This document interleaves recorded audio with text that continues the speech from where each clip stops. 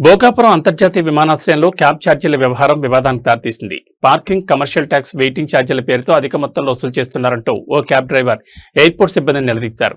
తన trip charge కేవలం 700 రూపాయలు కాగా పార్కింగ్, కమర్షియల్ ఛార్జీల పేరుతో మరో 600 రూపాయలు వసూలు చేయడం ఏంటంటూ డ్రైవర్ ఆగ్రహం వ్యక్తం చేశారు.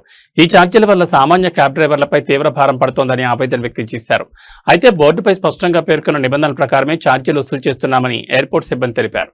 అయినా తనకు అన్యాయం జరిగే వరకు వాహనాన్ని కదిలించేది లేదంటూ డ్రైవర్ పట్టుబట్టారు. అసలు క్యాబ్లకు వర్తించే ఛార్జీల విధానం ఏమిటి? 700 రూపాయలు, ట్రిప్కు 600 రూపాయల వరకు అదనపు ఛార్జీలు వసూలు చేయడం ఎంతవరకు సమంజసం? ఈ భారం చివరకు ప్రయాణికులపైన పడుతుందా అన్న ప్రశ్నలు ఇప్పుడు చర్చనీయాంశంగా మారాయి. ఎయిర్పోర్ట్ ప్రారంభమైన తొలినాళ్లలోనే క్యాబ్ ఛార్జీల వ్యవహారం వివాదానికి దారితీయడం ఆసక్తికరంగా మారింది. 600 మీరు ఎలా కలెక్ట్ చేస్తున్నారు ఇక్కడ? 600 కమర్షియల్ ట్యాక్స్ మీరు ఎలా కలెక్ట్ చేస్తున్నారు ఇక్కడ? నాకు చెప్పండి, సమాధానం చెప్పండి. 600 చెప్పండి. 4 అవర్స్ కాదు, 10 అవర్స్ ఉంటాం ఎయిర్పోర్ట్ లో. ట్రిప్ లాగా 10 అవర్స్ ఉంటాం. सर जी सुन लीजिए, जी बोर्ड लगा हुआ है.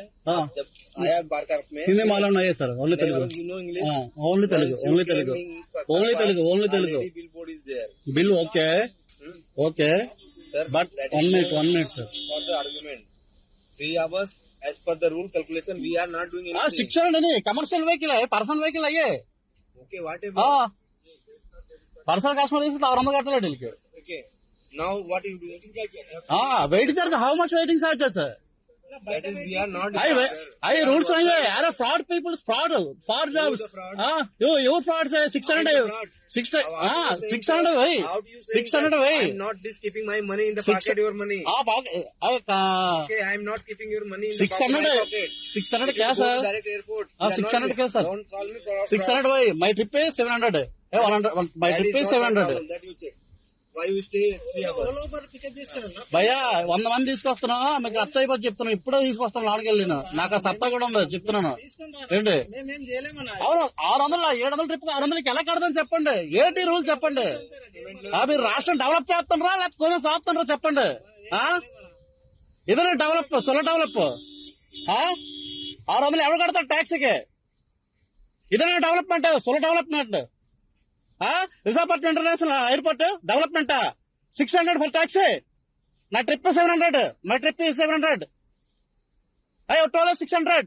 ఓలా ఉబర్ ఫ్రీగా తీసుకోపోనా? ఓలా ఉబర్ పికప్ చేసుకుని ఫ్రీగా 600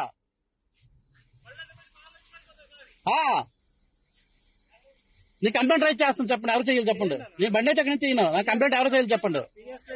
ఎక్కడనే 600 కట్టాలంటే పార్కింగ్ ఆర్గ్యుమెంట్ అయితే ఇంకేం చేస్తాం. నీ శాలరీ అంట, నీ శాలరీ ఎంత చెప్పండి. చేస్తామని నాకు అన్యాయం జరుగుతుంది. నెక్స్ట్ టైం కాదండి, నెక్స్ట్ టైం కాదు. ఒక 1 మంత్ ఓపెన్ చేయండి. ఒక 1 మంత్ రూల్స్ మార్చండి. ఒక్క రోజు ఎవరు చేశాడు ఇది? 1 మంత్ టైం పడుతుంది. 1 మంత్ చెయ్యండి.